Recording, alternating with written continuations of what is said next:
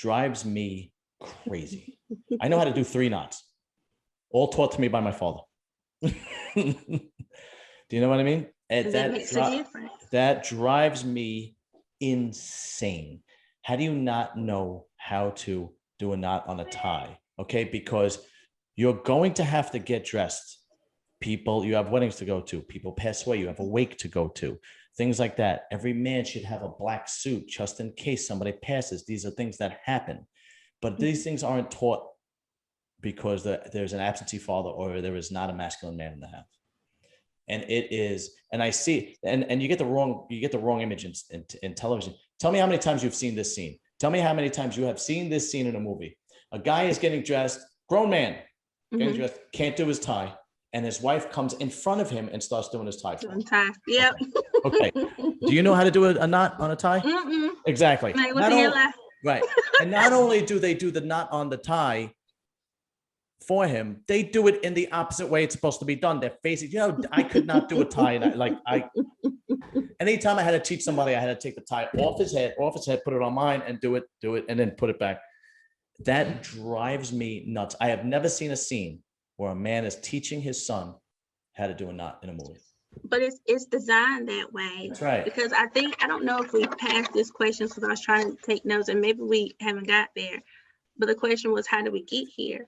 But the media, whether it's music, movie, or news, there's an agenda that's being pushed, whether it's to sell a product or sell a person. And if you're not hip to it, you're gonna miss it. Along with the femininity thing, that's being lost because what was pushed is, we need to be independent. Right. So you can't be independent and feminine. That's right. Which is an out and out lie. You can be. Absolutely. That's not what they push. And just to, and there are other, masculinity is a big part of masculinity is being ambitious. I know so many young kids today that are in their mid-20s, late 20s, early 30s, and they have 2 kids, or they have a kid, they're not married, they work in a warehouse, they work security, they're in go-nowhere jobs. And it's like, my father and even, my uncles, my older brothers, they used to tell me, you have to be able to make a living and you have to be able to support a family. That's what a man does. So they would say, if you don't go to college, then you have to get a skill. You have to get a trade. Okay. And you have to be able to make a living because that's what a man does. A man provides for his wife, his family, and his children. And that's not being taught. That's not being taught. Another thing is just basically how to handle day-to-day things. I see so many men that act like women. So what I mean by that is they get into a confrontation and it just becomes out and out emotional, right? Instead of being rational. Now, when you're a young man and you're in your 20s, it usually becomes physical because you want to feed your ego and you want to kind of see where you fall and being tough and all that crap. But there comes a time where you say to yourself, you need to be reasonable, you need to be rational, even if it's little stupid things. Talking to somebody who's selling you something in a store or so on and so forth. I've seen men become completely freak out, just bug. I mean, I went shoe shopping one time, right? I love sneakers. Okay. I have some sneakers. And I saw a guy he was battling getting money off of a shoe that was on display. It had a scratch and he wanted money off. And to me, a man doesn't do that. That is such a feminine thing to do. Like girls do. A discount? Yeah. You mean? Okay. Yeah, exactly. I'm like, that's a chick thing to do. And I'm just like, really? And he's going on and on and on. And I'm like, dude, that's what girls do. What they need to be right. Yeah. Like, I'm like, another thing which drives me crazy. I go out to dinner and I have couples with my I have friends that are couples. And usually the older guys are like this, my age and older. The check comes, we could do dinner with the wives, check comes, the girls don't even see the check. Girls don't even see the check. And the guys will argue who's paying, right? That's a man, okay? He's taking care, right? Then we've gone out, with other couples. I'm not gonna say who. My brother-in-law. Never mind. I didn't say that. And his wife would break out the calculator. You know, oh, this is how much you owe. This is how much you have to put in it. See, I look at my wife and I go, and she's like, you know, and it's just mind blowing. I mean, it's just the difference between, and even having man time. Do you know during COVID, during this whole lockdown, do you know how difficult it was for me to get a card game? It's like you have nothing to do. At least let's this, you know, God forbid you know, you're not with the baby and, you know, I don't know, you know, blah, blah, blah, so on and so forth. You mean to tell me once a week you can't play cards at my house, you know, and it's impossible, you know, it's just impossible. But anyway, okay. So the next thing we're going to move on to, we're kind of going to get off the Kevin Samuels topic, but I think we kind of discussed it. The next thing was, how did we get here? And I honestly, my opinion is it started during the 1960s when the civil rights and the feminism, second wave feminism really started kicking in. And I don't think when they started basically giving Medicare, food stamps, Section 8 to single moms with kids. I think that's when it started. I don't think their intentions were to do that. I think their intentions were to help. But I think what they didn't see was the fact that a woman can now say, I don't need a man. Yeah, and that was something that I had wrote down. And again, that goes into the media. When I said music, movies, and news, when they're trying to push an agenda, you know, and even just to piggyback on like the Section 8, where there's food stamps, child support, and stuff like that. I know specifically that has been used in our community to keep the Black man out. Because one thing that the media has been good at is demonizing the Black man. Yeah. So it's like when we talk about these roles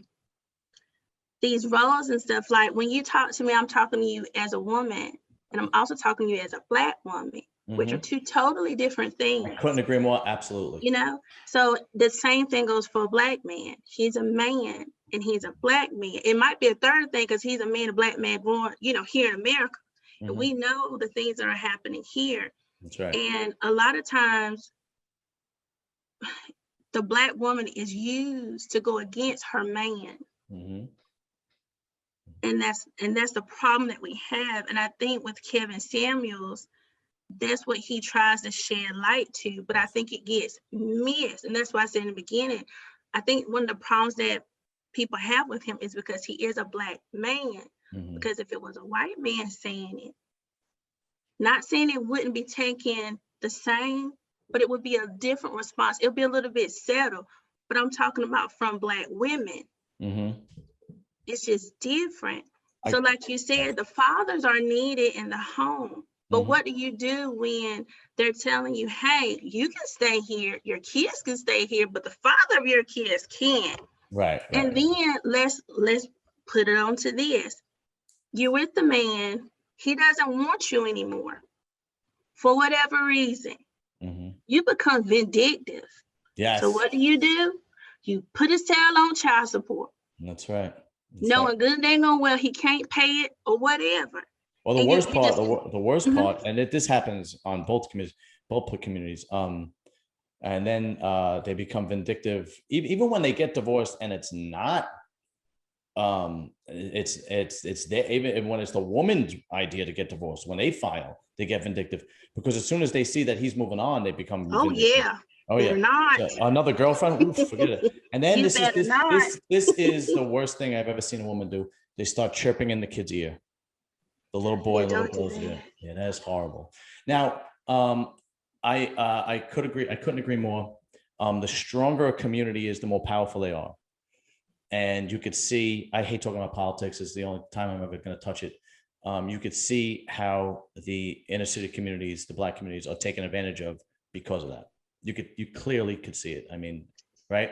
And let me say this, you know, because we talk about leaders, right? Naturally, the leader is the man. Yes. So if you want to destroy, Mm-hmm. you destroy the man. That's right.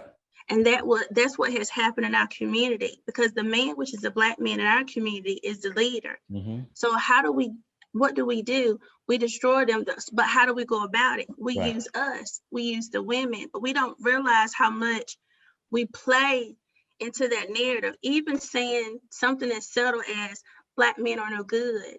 You got to watch what you say, because again, if the word said what a man speaks, so is he. Life and death in the power of the tongue. So when we keep saying Black men is no good, or Black men is no good, and other people, other races are hearing this, what do you think? Yeah. You're saying that about your own person, your own people. So what am I supposed to think if that's what you're saying? That's what they believe, and I don't believe that to be true.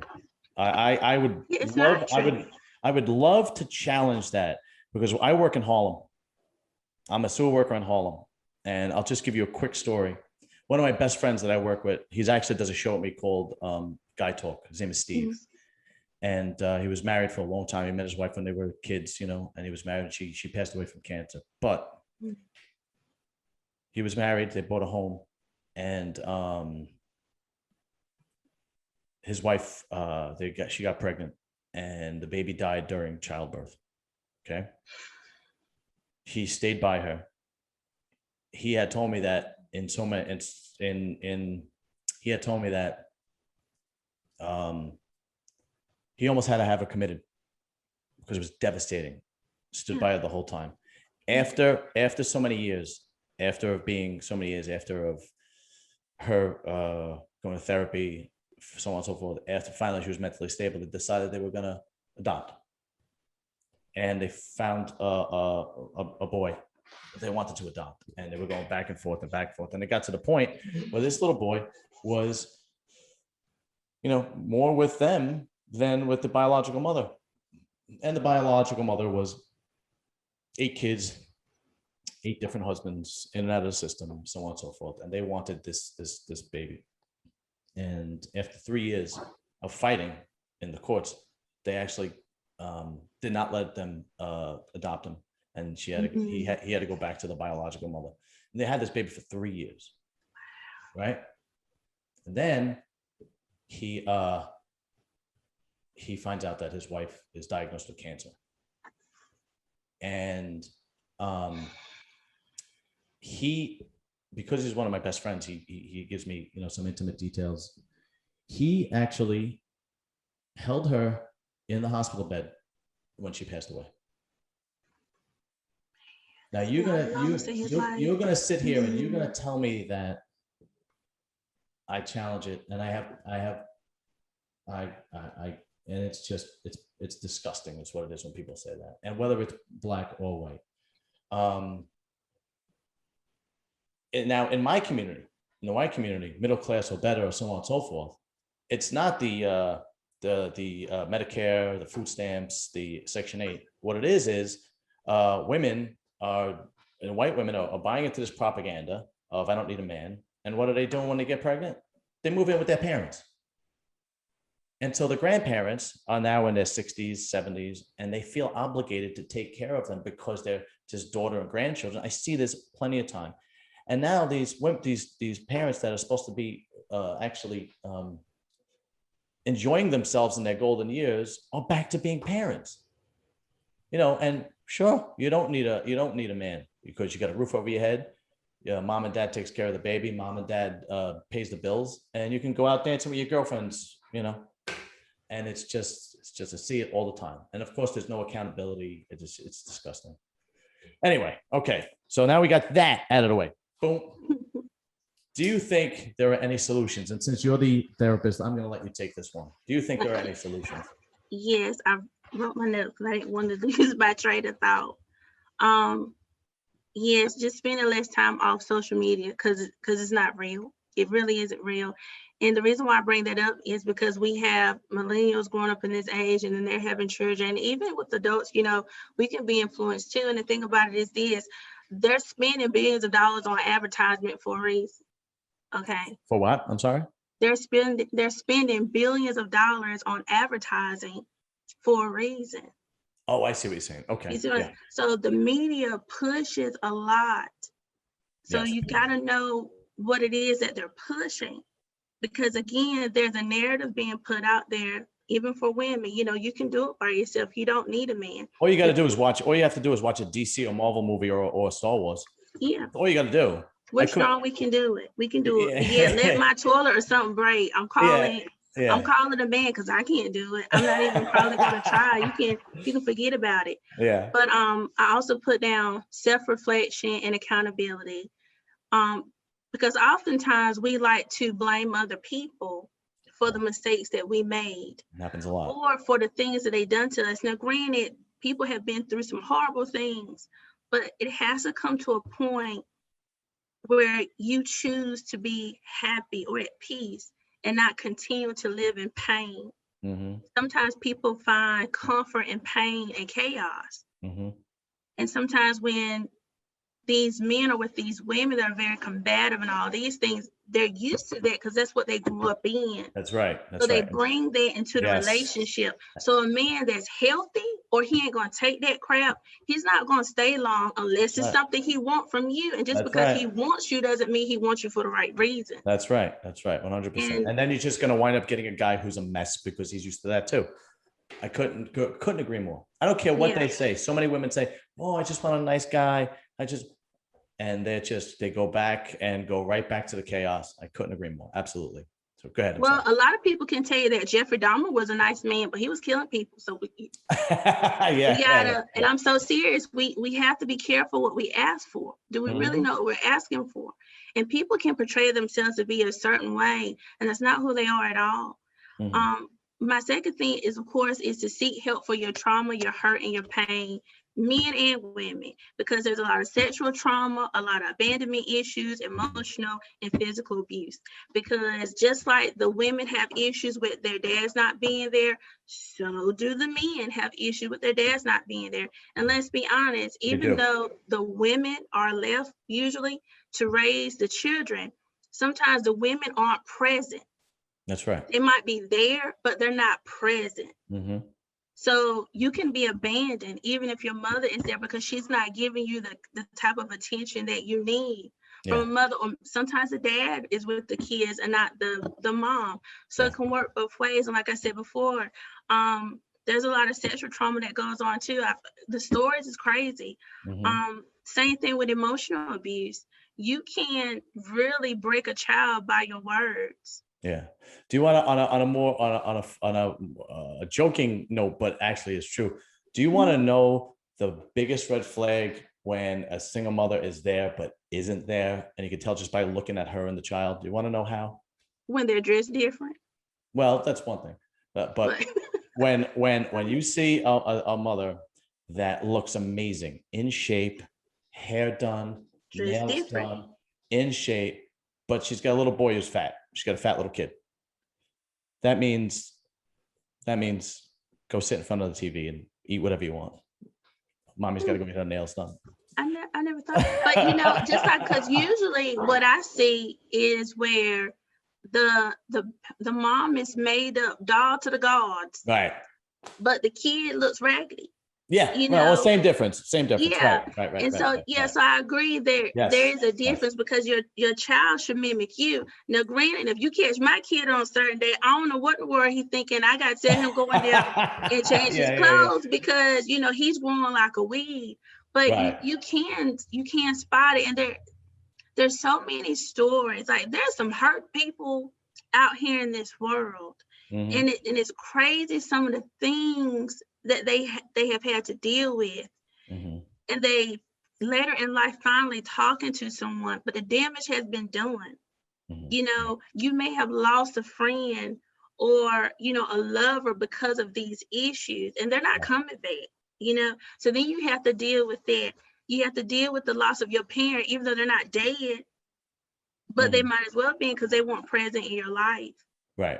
So there's a lot that people are going through, and they need to seek help. I don't, you know, to me, like I said, I'm a different type of therapist. I think I'm kind of funny, and it just is what it is. I might don't do the feelings thing, but the point is across, and I really do listen, because to me that's what's important. Because you can sit here and tell me you cried all day because he broke your heart. I'm like, well, man, why did he break your heart?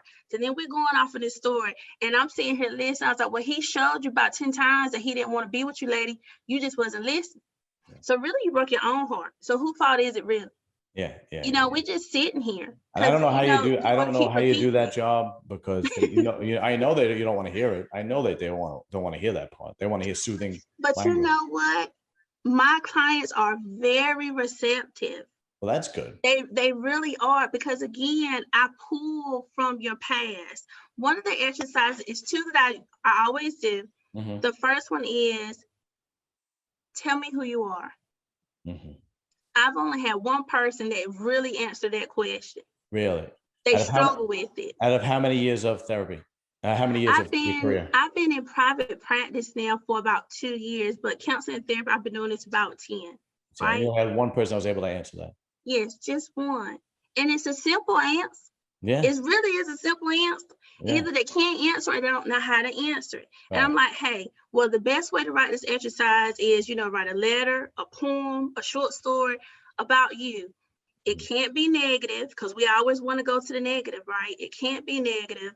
And you can't include what someone has said about you, even if it's positive, because if you don't believe it, it's not true. That's right.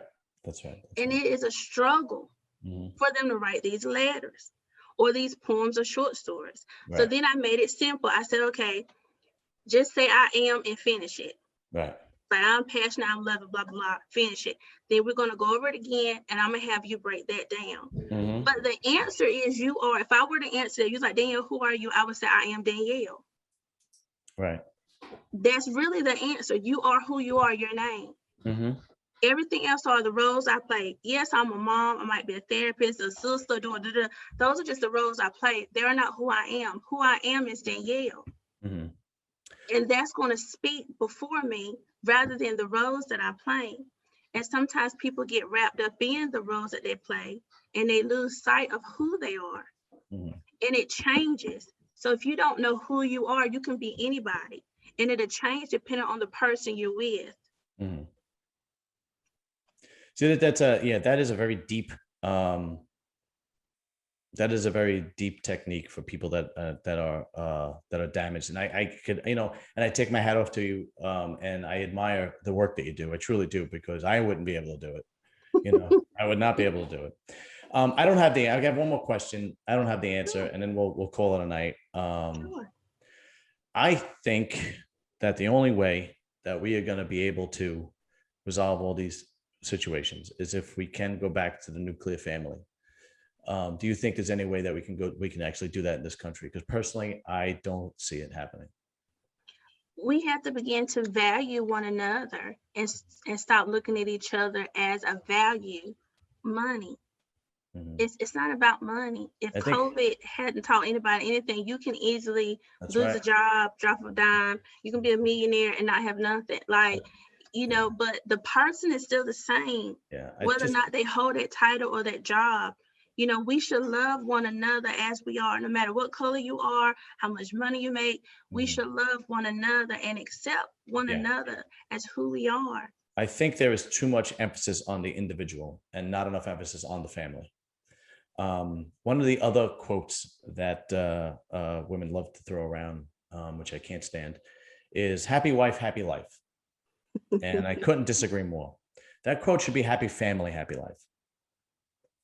And I just think it's lost. I think the idea of having that close traditional family is lost. I mean, I remember growing up, and if somebody, it was before cell phones, and if somebody called the house at 6 o'clock, my father looked at me because it was dinner time. And if I picked up the phone, he would say, "Tell them we're eating dinner. You'll call them back." Yeah. And I don't even think people eat dinner as a family anymore. Nope, you're always on your phone, social media. That's why I say get rid of your social media. Let your kids play outside with the dogs and get worms out the ground. That's right. It was two little girls in the neighborhood today that were playing out. Usually you don't see kids playing. Let them get on a trampoline, ride the bikes. No, not at all. I mean, it's the helicopter parents in my community. It's unbelievable. I mean, during COVID, when the lockdown happened, I used to, I'm a big fitness person. So I used to go jogging either when I got home or in the morning before work. I used to go jog because the gyms were closed. And I used to see these kids, middle school, 12, 13, 14, white kids, because I want to specify. They're riding their bicycles with their mom or their dad or whatever, which is nice. They got the helmet on. They got the elbow pads on. They got the knee pads on, right? And they're just driving. And then I remember jogging because where I live, my neighborhood where I live is mixed. It's where I live is predominantly white, but then there is a middle class Black community not far, and there is a middle class Spanish community not far. But where I live is it's kind of mixed. It's kind of mixed. I want to say predominantly white, but it's mixed. Anyway, then I saw 3 Black kids. One kid had no shirt on, right? Driving their bikes, jumping like over the curb. No helmet, and that's how I used to ride my bike when I was a kid. That's how I used to do it. What do you think you're teaching this kid who's 13 years old that he's got to live in a bubble wrap in order to ride his bike? I mean, well, it might be because I think here you have to have a helmet. I think it's illegal not to. I really? think you have to here in North Carolina. I could be wrong. You might be right, but I mean, if you are a cop pulling over a 14-year-old kid on a bicycle saying, "Where's your helmet?" then you need therapy, right? Yeah. Anyway, I think we're gonna call it a night. Okay. Danielle, where can people find you? Do you have your own private practice? Why don't you say where you're located and how people could find you and so on and so forth? Okay, well, I do mainly virtual visits because of COVID. That's even better.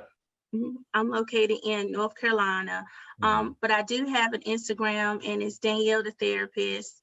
And you can just pretty much reach me there if you need to maybe have any questions, because with therapy it gets kind of tricky because I'm only licensed in the state of North Carolina, so I couldn't provide like therapy to anybody outside of North Carolina. But I will say this, I have developed some cards. Do you mind if I show them? Absolutely. Go ahead. Okay. I did develop some cards, and they're called F Your Feelings. Okay. That's funny. Because I'm serious. I don't do feelings. Okay. I couldn't agree more. But they're 30 cards. And my thing is I try to change how you think, because so much of what we do is what we think. If I think bad, I'm going to do bad. If I'm negative, then negative is going to come to me. You really are what you think. It plays into perspective. And like one of my cards I'll show, it says, F your feelings again, right? And it says, not saying that you are not valid, not saying that they are not valid, but are they necessary? Are they adding value and peace to your life? If not, fuck them, F them, right? Right.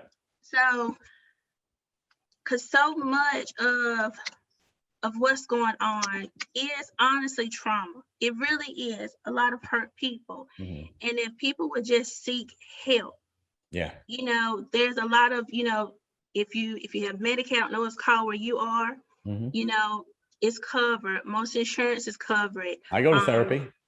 Yeah. And EAP, you can utilize from, your not your insurance, your employer. Also there's a lot of like 1-800 numbers you can utilize too. Really, really talk to someone, because there are a lot of hurt people around here. And like I said earlier, and as we always, hear it said, hurt people hurt people. I got you. Right. So seek help. Well, I am going to put your Instagram in the comment section so people will know how to reach you. And I truly appreciate you doing this with me, because you're the only therapist that would actually talk to me about Kevin Samuels and his talking points. It was like, you're the only one that responded. You did. And I really, really am grateful. And we'll definitely talk more. We'll do another show. We'll pick a different topic, because you have a lot of insight on therapy. And I think therapy is very important. I think it's because once you make that decision to go, I believe that that's just the first step into changing, But Miss Danielle Andrews, I really, really appreciate you doing this. And this was a fantastic discussion. Thank you for having me. I really appreciate it. Of course, anytime. And we'll definitely do this again. So have a good night. You too. Bye-bye. Bye.